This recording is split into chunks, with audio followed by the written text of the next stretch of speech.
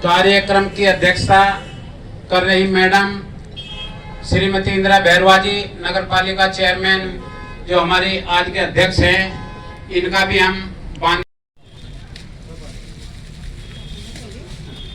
के स्वागत के लिए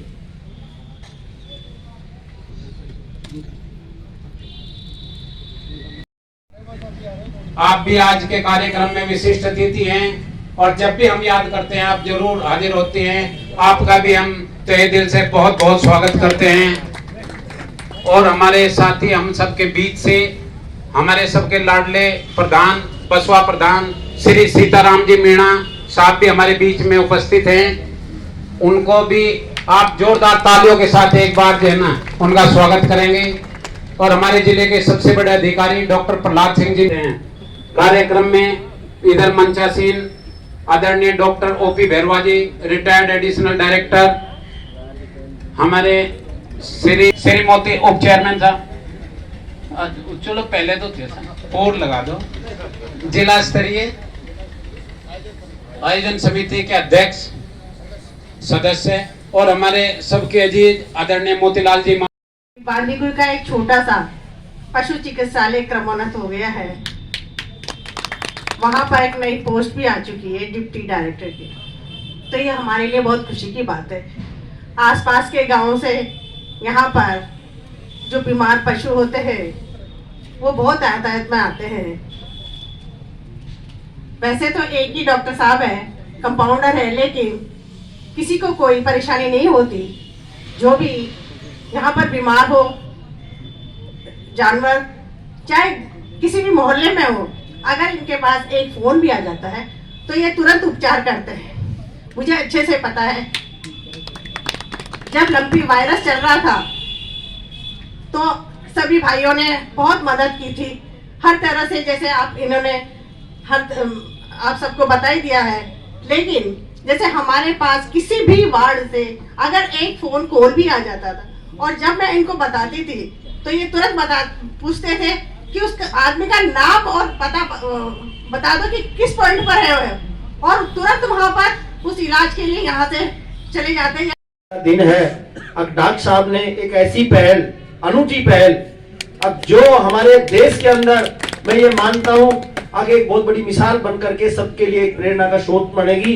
अगर हमेशा जब भी कोई ऐसी महामारी जब हमारे देश या हमारे प्रदेश में आए और उसके लिए हमारे भामाशाह आगे आकर के और ये पुनीत काम करें, गौ माता की रक्षा की आप लोगों ने सबसे बड़ा पुनीत काम किया है। अब मैं सभी को मेरी ओर से बहुत बहुत धन्यवाद देना चाहता हूँ।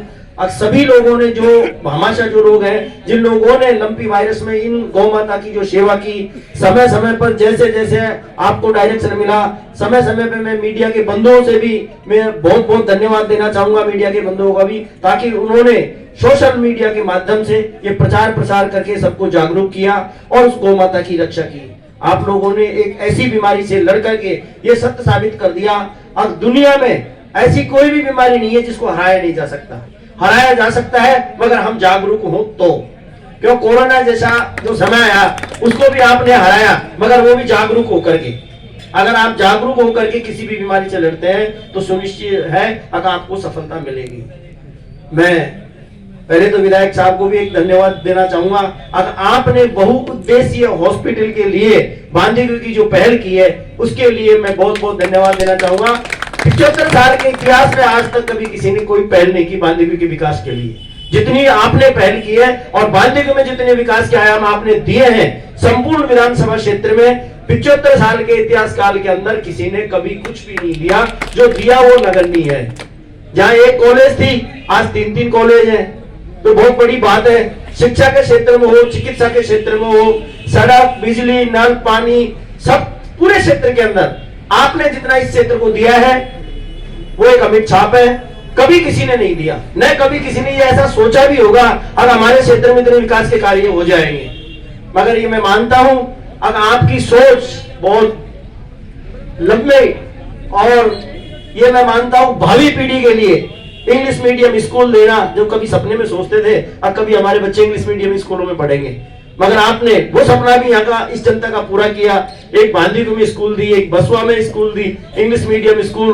तो मैं ये मानता हूँ सुनिश्चित ही आप आने वाले भविष्य के अंदर दोबारा चुन करके विधानसभा में जाएंगे, ये ऐसा मेरा सपना है। अगर आप वापस जाकर के और इस बांदीकुई विधानसभा क्षेत्र है, इसमें दोबारा आकर के जो बाकी जो काम बचेंगे उनको सुनिश्चित पूरा करवाएंगे। मैं यह मानता हूं अगर आने वाले भविष्य में आगे बांदीकुई जैसे खेल नगरी और रेल नगरी के नाम से जाना जाता था, ऐसे विकास नगरी के नाम से जाना जाए, ताकि पूरे संपूर्ण 2000 जिला नहीं पूरे राजस्थान में इस बांदीकुई का नाम हो।